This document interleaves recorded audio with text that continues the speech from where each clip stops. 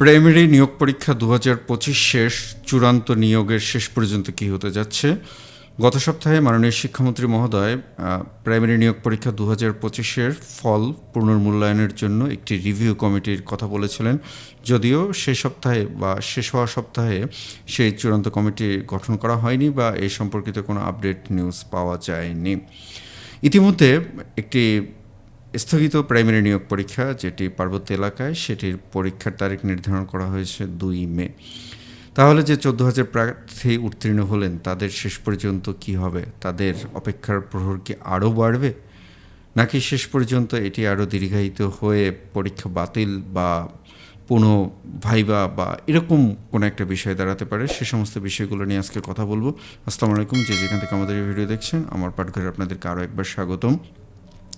এই ভিডিওটি আপনাদের অনুরোধের প্রেক্ষিতে অনেকেই ব্যক্তিগতভাবে আমার সাথে যোগাযোগ করেছেন, আবার অনেকটা নিজের দায়বদ্ধতার জায়গা থেকেও।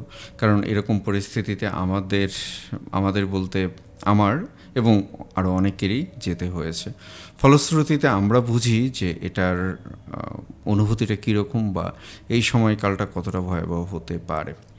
দেখুন, চূড়ান্ত ফল হয়ে গিয়েছে। ইতিমধ্যে আমরা যে নিউজটা পাচ্ছি পুলিশ ভেরিফিকেশনের, সেই নিউজটিতে আমরা যেটা দেখতে পাচ্ছি যে পুলিশ ভেরিফিকেশনও সম্পন্ন হয়েছে, যেটা ১ মার্চের মধ্যে সম্পন্ন হয়েছে এমনটা আমরা পেয়েছি। মেডিকেল টেস্ট, ডোপ টেস্ট সহ সেগুলোও হয়ে গিয়েছে।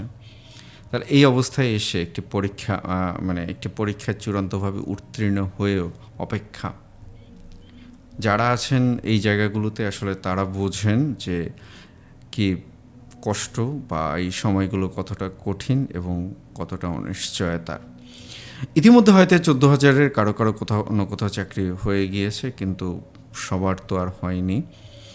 এবং অনেকেরই জীবনের শেষ একটি স্বপ্ন থাকে যে একটি সরকারি চাকরি, সে যেটাই হোক না কেন, কারণ সবার বিসিএস ক্যাডার হওয়ার স্বপ্ন থাকে না বা এ ধরনের বড় ধরনের চাকরি পাওয়ার স্বপ্ন থাকে না।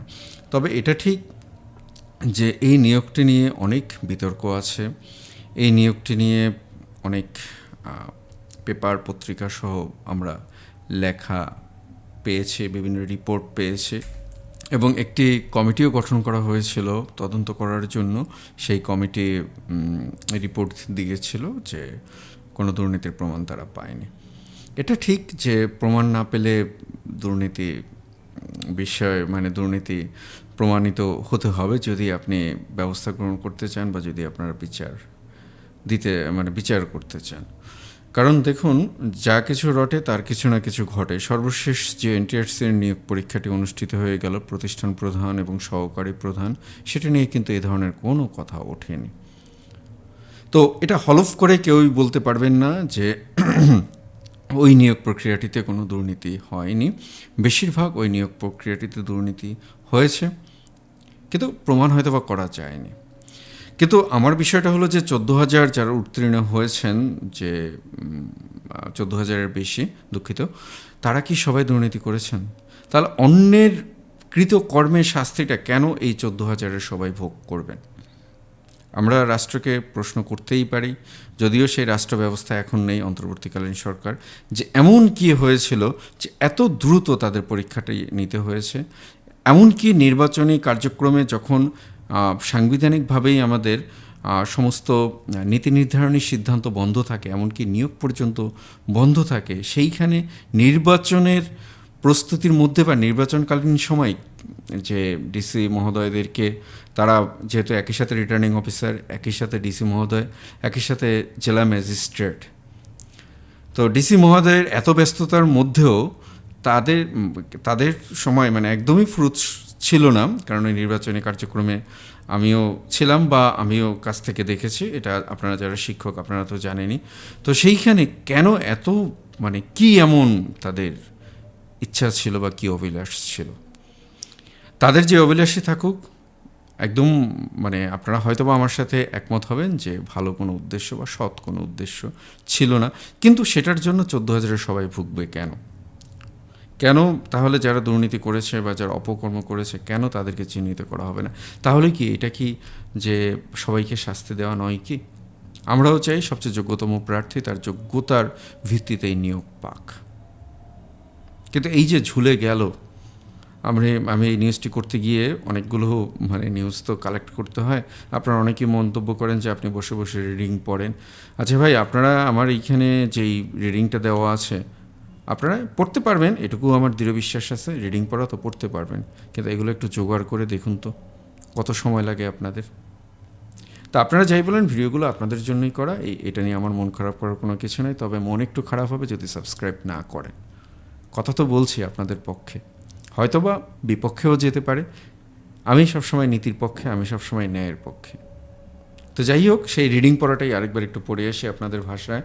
লাগাতার অবস্থান কর্মসূচি নিয়োগ এবং পদায়নের দাবিতে আগামী 26 এপ্রিল সকাল 11টা রাজধানীর শাহবাগ জাতীয় জাদুঘরের সামনে 15,000 প্রার্থীর লাগাতার অবস্থান কর্মসূচির ঘোষণা। নিয়োগ প্রক্রিয়া রিভিউ। প্রাথমিক এবং গণশিক্ষামন্ত্রী ডক্টর আনম এহসানুল হক মিলন জানিয়েছেন যে এই নিয়োগ প্রক্রিয়ার নিয়োগে তাড়াহুড়ো এবং প্রশ্ন ফাঁসের অভিযোগ থাকে। পুরো প্রক্রিয়াটি রিভিউ করার জন্য একটি কমিটি গঠন করা হতে পারে। অনিশ্চয়তায় সুপারিশপ্রাপ্তরা গত 8 ফেব্রুয়ারি চূড়ান্ত ফল প্রকাশের 2.5 মাস পার হলেও নিয়োগ না হওয়ায় প্রার্থীরা মানসিকভাবে ভেঙে পড়েছেন। অনেকে যোগদানের আশায় আগের চাকরি ছেড়ে দিয়ে এখন বিপাকে পড়েছেন। সরকারের দোদুল্যমানতা। বিগত সরকার আমলে চূড়ান্ত হওয়া এই নিয়োগ নিয়ে বর্তমান শিক্ষা প্রতিমন্ত্রীর বক্তব্যে অনিশ্চয়তা প্রকাশ পায়। প্রার্থীরা আলটিমেটাম পরিহার করে সরাসরি আন্দোলনে নামছেন। যাচাই বাছাই সম্পন্ন। প্রার্থীদের police verification, medical test, dope test সহ এবং সনদ যাচাইয়ের কাজ গত 1 মার্চের মধ্যে সম্পন্ন হয়েছে। বান্দরবনের নতুন পরীক্ষার তারিখ আমরা যেটা বলেছিলাম যে একটি পার্বত্য এলাকায় পরীক্ষাটা আলাদাভাবে হয়, আপনারা জানেন। পার্বত্য জেলা বান্দরবনে স্থগিত থাকা সহকারী শিক্ষক নিয়োগ পরীক্ষার তারিখ 2 মে ঘোষণা করা হয়েছে। অভিযোগ বনাম বাস্তবতা। নিয়োগ জালিয়াতি এবং ডিভাইস ব্যবহার অভিযোগ তুলে একটি পক্ষ পরীক্ষার দাবি জানাল অধিদপ্তর তখন কোনো প্রমাণ পায়নি বলে জানিয়েছেন। তবে বর্তমান মন্ত্রী বিষয়টি নতুন করে খতিয়ে দেখছেন। আমি ব্যক্তিগতভাবে চাই, যেটা আগে বলেছি, ন্যায়ের পক্ষে থাকি আমি। কিন্তু এখন দেখুন, এই গুটি কয়েক দুষ্কৃতিকারীদের জন্য এই 14,000 নিয়োগ প্রার্থীরা বা 15,000 নিয়োগ প্রার্থীরা সবাই ভুগছেন। তো অধিদপ্তর ওই সময় দুর্নীতির প্রমাণ পায়নি, এটাও ঠিক যে কর্তার ইচ্ছায় কর্ম, কর্তারা যেভাবে চেয়েছিলেন, তখনকার সরকার, অন্তর্বর্তীকালীন সরকার, ঠিক সেভাবেই কর্ম হয়েছে। পাবেনও না তারা খুঁজে। এমনকি তারা ভাগ্য ভালো যে তখন তারা চ্যালেঞ্জ করে বসেননি যে এরকম ডিভাইসে পেপার পত্রিকায় যে রিপোর্টগুলো পাওয়া গিয়েছে সেগুলো ভুয়া বা মিথ্যা। তো আমরা দেখেছিলাম যে প্রায় 200-250 জনের মতো একটি জেলা থেকে গ্রেফতার করা হয়েছিল ডিভাইস পার্টির সদস্যদের।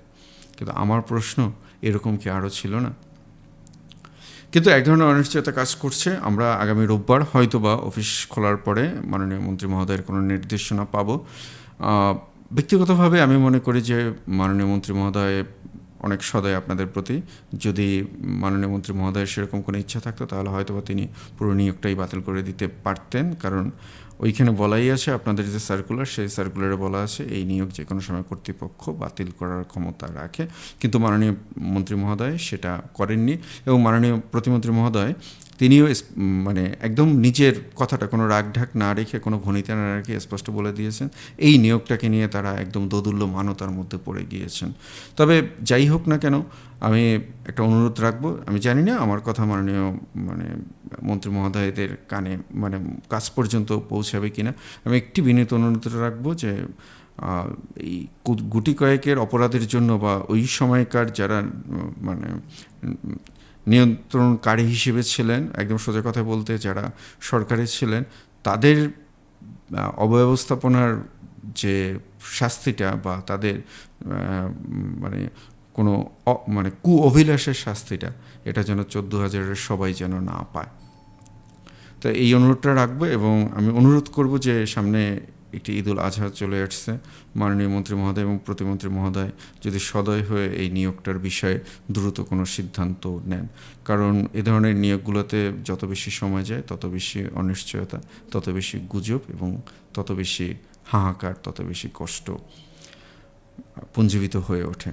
তো যারা আছেন 14,000-এর, ইনশাল্লাহ অপেক্ষা করুন, ভালো কিছু হবে। সবচেয়ে বড় কথা, সর্বশক্তিমান স্রষ্টা আপনার রিজিক যেখানে লিখে রাখবেন সেখানেই হবে। এবং আমি বিশ্বাস করি আপনারা যারা মেধায় চাকরি হয়েছেন, যদি রিভিউ বলতে নতুন করে ভাইবা বা এরকম কোনো কিছু যদি হয়, সেখানেও আপনারা ইনশাল্লাহ টিকে আসবেন। কিন্তু তারপরে একটু কথা থেকে যায়। তো তো আজকে এই পর্যন্তই। যাওয়ার আগে অনুরোধ করবো, যারা এখন পর্যন্ত আমাদের চ্যানেলটিকে সাবস্ক্রাইব করেনি, আমাদের চ্যানেলটিকে সাবস্ক্রাইব করে ফেলেন। সবার জন্য শুভকামনা, ভালো থাকবেন, ইনশাল্লাহ ভালো কিছু হবে। আসসালামু আলাইকুম।